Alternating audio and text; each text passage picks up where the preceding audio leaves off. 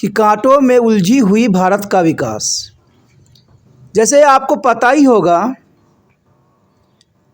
कि प्रधानमंत्री जी ने ये भाषण में कहा था कि 2047 तक यानी 100 साल जब भारत का पूरा होगा तो ये विकसित भारत बन जाएगा। लेकिन क्या ये मुमकिन है? कहते हैं डगर बहुत ही मुश्किल है लेकिन नामुमकिन नहीं है। लेकिन सबसे बड़ा प्रश्न चिन्ह ये उठता है कि इस राह पे कैसे आया जाए, क्योंकि आज जो सरकार बनी है वो कई बंधनों में बंधी हुई है, कई जगह गांठ लगे हुए हैं। तो ऐसी गांठ में देश को जो है विकसित करना बहुत बड़ी जो है एक समस्या है। आप सोच रहे होंगे, खुश हो गए होंगे कि चलो भारत का जो है प्रधानमंत्री चुने जा चुके हैं, उन्होंने शपथ ग्रहण भी कर लिया है। लेकिन कांटे कितने बिछे हुए हैं, शायद इस बात का एनालाइज आपने नहीं किया है। क्योंकि एक बात आपको पता होना चाहिए कि अगर दूसरी पार्टी ने अभी कोई रिएक्शन नहीं लिया है या कोई प्रतिक्रिया नहीं किया है तो इसमें भी बहुत बड़ी बात है।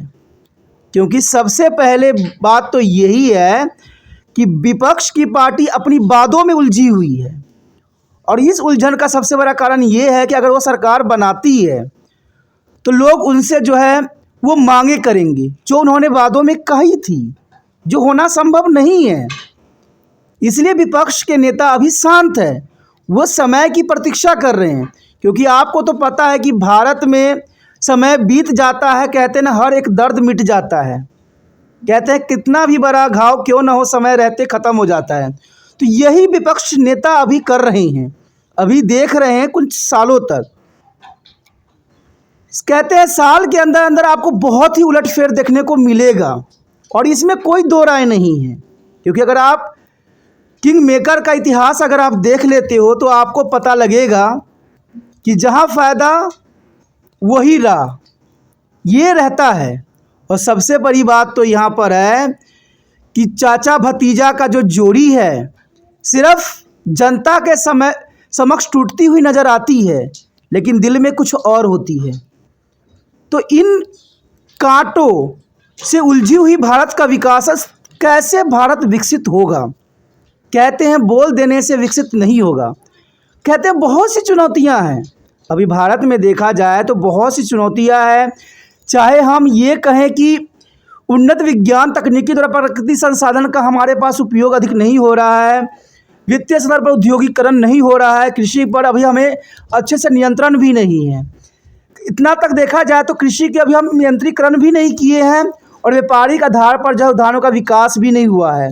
स्त्रियों की सुरक्षा की बात करें तो वो भी अभी कुछ भी नहीं हुआ है। जनसंख्या के नियंत्रण की बात करें तो वो भी अभी अधूरा है। और देखा जाए तो उच्च साक्षरता दर की बात करें तो कहते हैं आए दिन नए नए स्कैम होते रहते हैं। तो उच्च शिक्षा में जब इतना गोरख धंधा होगा तो भारत विकास कैसे करेगा? आपको पता ही होगा, कुछ दिन पहले आपने देखा होगा कि किस प्रकार नीट के एग्ज़ाम हुए और इतना बड़ा गोरख धंधा हुआ।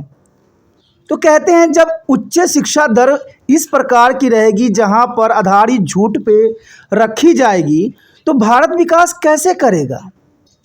कहते हैं ना तो भारत से बेरोजगारी की समस्या ख़त्म होने वाली है, और ना जनसंख्या कंट्रोल होने वाली है, और न ही आए दिन की बढ़ती हुई समस्याएं ख़त्म होने वाली है।